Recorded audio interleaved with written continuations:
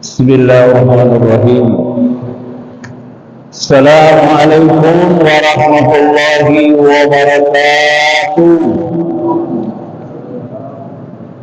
Alhamdulillah nahmadu wa nastaghfiru wa na'udzu billahi min shururi anfusina wa min sayyiati a'malina may yahdihillahu fala mudilla lahu wa man yudlil fala hadiya lahu.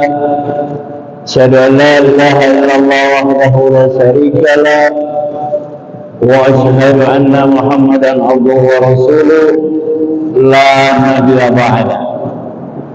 Alhamdulillah wa syukurillah, di hari yang sangat berbahagia ini, hari libur Yaumul Utlah, namun ibadahnya tidak pernah libur.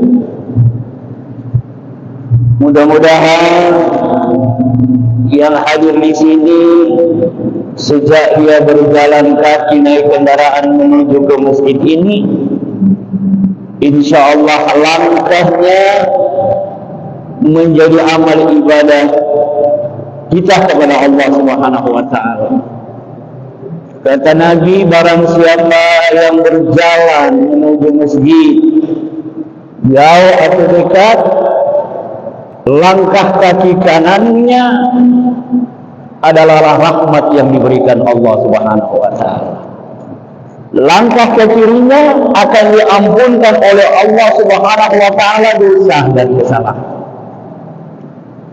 Baru melangkah ke masjid, dari rumah menuju ke masjid, Allah ada berikan satu rahmat yang sangat luar biasa, dan Allah ampunkan kita punya dosa.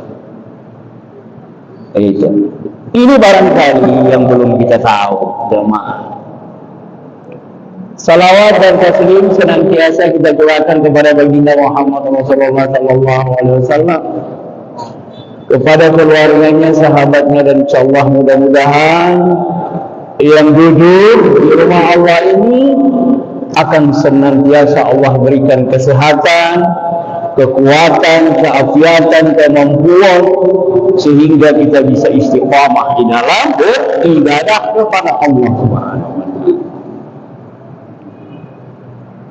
Salawat dan taslim senantiasa kita curahkan kepada baginda Muhammad Rasulullah sallallahu alaihi wasallam, pada keluarganya, sahabatnya, dan insyaallah mudah-mudahan kita ingin menjadi bagian daripada umat Muhammad Rasulullah sallallahu alaihi wasallam. Jamaah salat maghrib isya yang saya hormati, teristimewa orang punya ketua badan takbir Masjid Awal Fathul Mubin. InsyaAllah mudah-mudahan diberikan kesehatan, kekuatan, kemampuan Allah jaga pada dirinya, keluarganya, istrinya, saudara-saudaranya, tetangganya, insyaallah. Pada ketua dan kepada Bapak Imam, insyaallah Allah memberikan kesehatan, keafiatan, kearifan dalam membimbing umat, dalam mengayomi umat, sehingga insyaallah umat yang ada di sini beristiqamah pada agama yang dianut, dan insyaallah amal ibadahnya diterima di sisi Allah Subhanahu wa Ta'ala. Dan Bapak Imam diberikan kesehatan, kekuatan, rezeki, umur yang panjang insyaallah. Begitu juga jamaah yang ada di Masjid Awal Fathul Mubin ini, mudah-mudahan senantiasa kita menjaga rumah Allah ini dengan sebaik-baiknya hingga sampai akhir hayatnya kita. Jamaah yang saya hormati, yang istimewa, forum pengurus, anggota pengurus silaturahmi Daih Kota Manado. Sebelum saya sampai kepada ceramah singkat, perlu saya sampaikan juga, kami sampaikan bahwa pembentukan forum ini adalah bagian daripada kepedulian kita umat Islam yang ada di Kota Manado, terutama orang punya daerah. Untuk berdakwah ini salah satu kewajiban umat Islam, ya, kewajiban umat Islam. Maka oleh karena itu kami beberapa teman-teman kita kumpul bersama dan minta juga kepada tokoh-tokoh ulama, mereka setuju, alhamdulillah. Namun baru kali ini dan pertama kali ini kami memperkenalkan program. Nanti insya Allah kalau sudah terbentuk dengan surat keputusan Kementerian Agama dan Majelis Ulama Kota Manado, insya Allah akan kami sharekan dan juga akan kami sampaikan kepada terutama Bapak Imam, Ketua BTM dan jamaah. Dai masih perkenalkan. Kita ada beberapa orang, tapi sebenarnya ini diperkenalkan oleh orang punya ketua, wakil ketua 1, kedua dan seterusnya. Tapi tidak apa-apa lah. Menurut waktu. Dakwah. Ya, masuk pada pokok ini. Dakwah itu ada terdapat di dalam Al-Quran surah Al-Hijr ayat 94. Dakwah ini yang pertama kali Rasulullah Sallallahu Alaihi Wasallam berdakwah itu penuh tantangan, penuh rintangan. Kita ini sudah tidak ada lagi zaman jahiliyah. Perlu apa lagi? Ya, kita mau berdakwah. Tapi karena ini satu kewajiban, Allah menyuruh kepada Nabi Muhammad Rasulullah Sallallahu Alaihi Wasallam dan umatnya, bukan cuma Nabi. Kalau Nabi, kalau cuma dakwah ini hanya disuruh kepada Nabi, setelah selesai Nabi dan para sahabat, agama ini tidak ada punya roh. Agama ini tidak berjalan. Banyak orang yang kafir, banyak orang yang tersesat, banyak orang yang salah jalan. Maka oleh karena itu, agama ini perlu dakwah. Dakwah adalah ruh daripada agama. Ama kita manusia, kita ada kaki, ada badan, ada semua. Tapi kalau tidak ada hati, ya, kalau tidak ada hati, bagaimana kira-kira mau hidup? Tidak ada. Maka hati daripada agama adalah ruh. Ruh daripada agama adalah dakwah. Nah, oleh karena itu kita mungkin tahu betapa ribetnya Rasulullah Sallallahu Alaihi Wasallam berdakwah. Ketika beliau datang ke Taif, dilempari dengan batu, bahkan dianiaya oleh kaum kufar Quraisy. Dilempari, baru masuk di kampung sudah dilempari dengan batu. Sampai keluar Rasulullah dengan para sahabat, dianiaya juga, bukan cuma dilempar, dianiaya, mau dibunuh. Zaman itu, ya. Apakah Rasulullah mundur? Apakah Rasulullah doib? Tidak. Tidak. Apa? Para sahabat bilang, ya Rasul, engkau berdoa kepada orang-orang yang menganiaya kamu. Ya kan? Bahkan dalam sejarah Rasulullah punya gigi sebelah kanan patah dilempari dengan batu. Prihatin pada waktu itu Rasulullah, para sahabat prihatin. Sampai-sampai Rasulullah Sayyidina Utsman, Sayyidina Abu Bakar kata, ya Rasul, apakah kita bisa lihat, kita bisa sabar dengan umat seperti ini? Ya Rasul, apakah doamu tidak dikabulkan oleh Allah kalau engkau minta? Rasulullah bilang, Allah kabulkan. Bukan cuma para sahabat, bukan yang bilang seperti itu. Orang masalah dakwah. Turun Jibril, ya Muhammad, ya, seandainya engkau berdoa kepada Allah, ini Jibril bilang, aku akan angkat gunung yang ada di depan ini dan aku akan musnahkan orang-orang yang menganiaya kamu. Tapi apa kata Nabi? Mereka tidak tahu. Kalau mereka itu tahu dan beriman, mereka tidak akan seperti ini ya Rasul, ya para sahabat. Dan juga dia sampaikan kepada Jibril, subhanallah, luar biasa akhlak daripada Rasulullah. Baru berdakwah, ya. Maka dakwah ini apa? Fasda' bima tu'mar wa'rid 'anil musyrikin, kata Allah. teruskan ya Rasul, teruskan ya Muhammad. Engkau berdakwah, wasda' bima tu'mar wa a'rid 'anil musyrikin. Teruskan, terang-terangkan berdakwah, jangan sembunyi-sembunyi. Dakwah itu tidak pernah sembunyi-sembunyi. Jangan takut. Takut kebenaran dari Allah. Ini kan, ini Allah perintahkan dalam surah Al-Hijr ayat 94. Teruskan. Bukan cuma itu.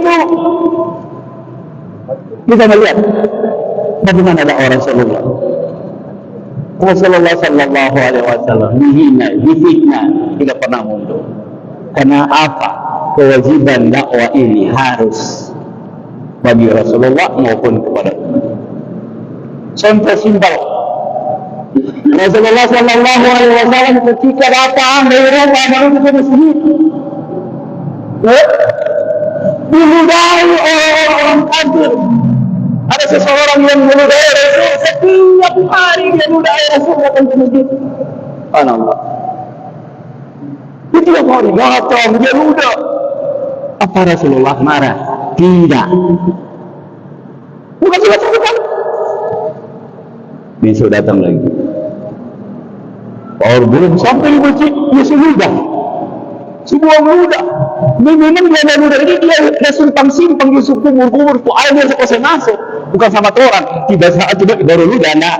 Dia sekumpul tu air, satu gelas begini di mulut. Datang kedua hari ludah. Begitu terus. Lalu semua lama, tidak. 3 kali lagi begitu. Apa kata Rasul? Keempat hari Rasulullah datang, orang ini sudah tidak ada lagi. Dan sudah bingung mana ini? Ini orang yang sering kasih hadiah. Kasih hadiah. Hadiah. Setelah 4 hari Rasulullah panggil para sahabat, ente cari anak sahib. Ente cari, kamu cari anak sahib teman. Mana ya Rasul? Mau cari di mana? Ente cari. Karena setiap hari anak datang di masjid, dia kasih hadiah. Ludah bilang hadiah. Subhanallah ya. Hadiah. Karena ini perintah daripada Rasul, sahabat berbondong-bondong cari. Iya kan? Hari ini presiden ada perintah ini. Sedangkan Pak Imam perintah saja, apalagi presiden. Masya Allah, Rasul dapat. Orang ini ada saksi. Ya, datang mereka kepada Rasul, ya Muhammad ya Amirul Mukminin, ada. Ternyata itu orang yang Rasul ada disuruh cari, kita seorang sudah dapat. Yang Rasul berteman, yang sering kasih hadiah, iya betul, ada dia, ada saksi. Rasulullah pulang ke rumah, pulang. Sampai di rumah Siti Aisyah, ya, apa dia perintahkan kepada Siti Aisyah? Dia perintahkan hari ini engkau masak yang lebih bagus, yang lebih baik, yang lebih enak. Jadi dia bilang, hari-hari saya masak kasih enak. Pokoknya hari ini spesial. Ente masak, bikin makanan yang paling enak, yang paling sedap. Dalam hati Siti Aisyah, ini makanan ini untuk apa? Apakah untuk Rasul? Untuk Rasul atau ke orang lain? Rasulullah sebelum ditanya oleh istrinya, Rasulullah bikin makanan yang paling enak, yang paling baik, yang paling istimewa.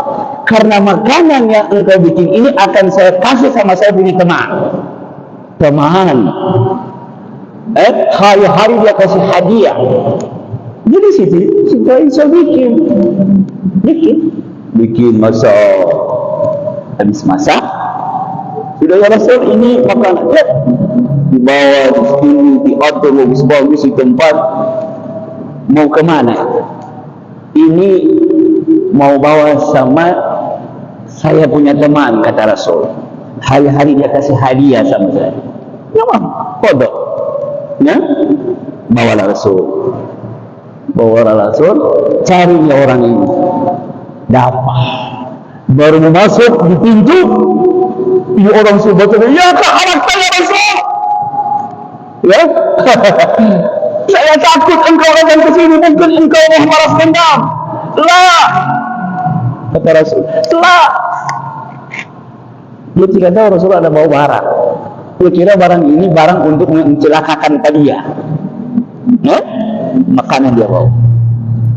Sampai di sini, sampai di depan, Rasulullah kasih salam, assalamualaikum. Ya, doa. Tanya, ente sakit apa? Coba aja kalau orang hari-hari ini udah orang muka, orang mau berani gigi, tidak. Nah, apa Rasul bilang? Ini anak bawa makanan. Pak ente, anak prihatin ente sakit. Seberapa hari ente sakit, anak lewat di sebelah tidak ada. Ini dia bilang, Masya Allah. Ini jangan takut makan ini bukan racun. Ini makanan, insya Allah ente makan makanan ini, ente akan sembuh. Kalau ente sudah sembuh, ente bisa tinggal lagi ke anak. Subhanallah. Seperti itu Rasulullah berdakwah. Ya, seperti itu Rasulullah Sallallahu Alaihi Wasallam. Apakah kita ada di sini? Apakah umat Muhammad yang sekarang ini ada seperti itu? Wallahu a'lam bishawab. Mungkin ada, tapi orang belum bisa tahu. Itu saja dia punya Allah. Maka oleh karena itu, apakah nabi-nabi yang terdahulu punya akhlaknya?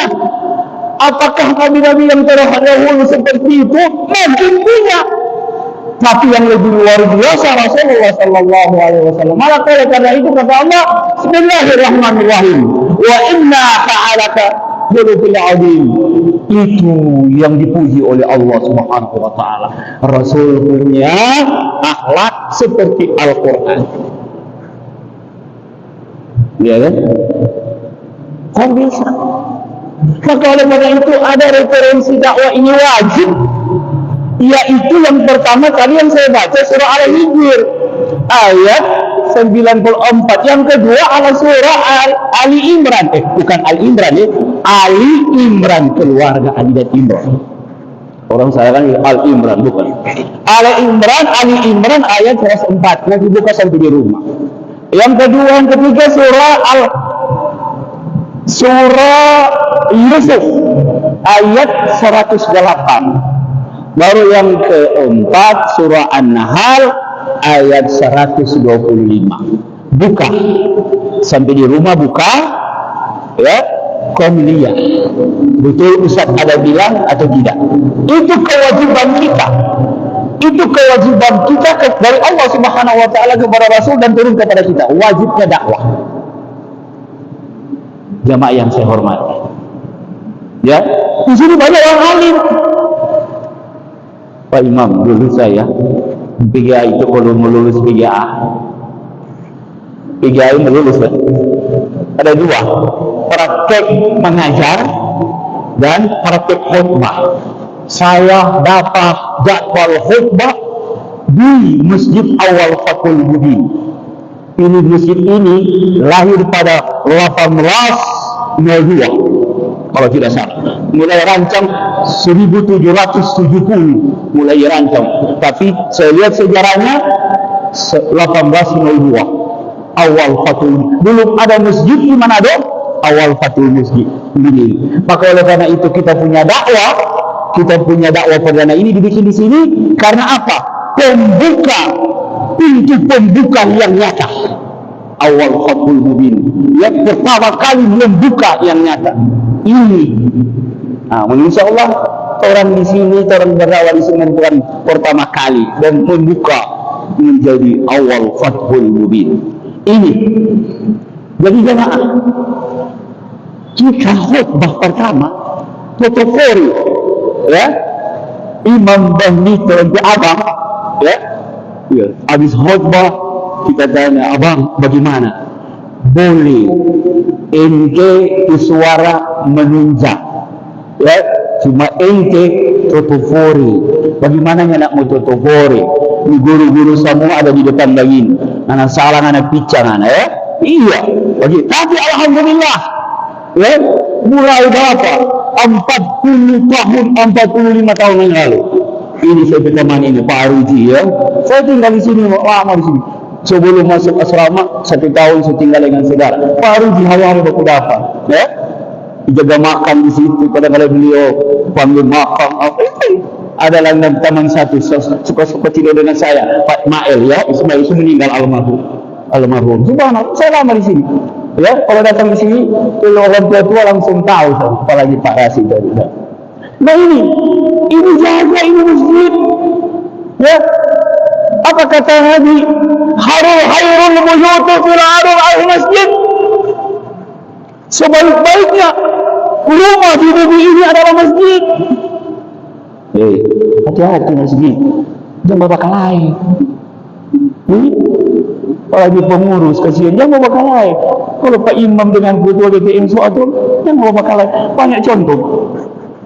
Jangan contoh kita di masjid, alai di dalam. Saya sampai keluar, betul. Banyak Pak Ustaz Abdul Wahab, banyak. Yang bakal itu sampai orang meninggal nggak berbicara. 4 orang meninggal kalah. Karena paling lama ketua BPM saya 15 tahun ketua BPM di Masjid Nurul Rahmah. Mulai dari musalah sampai masjid.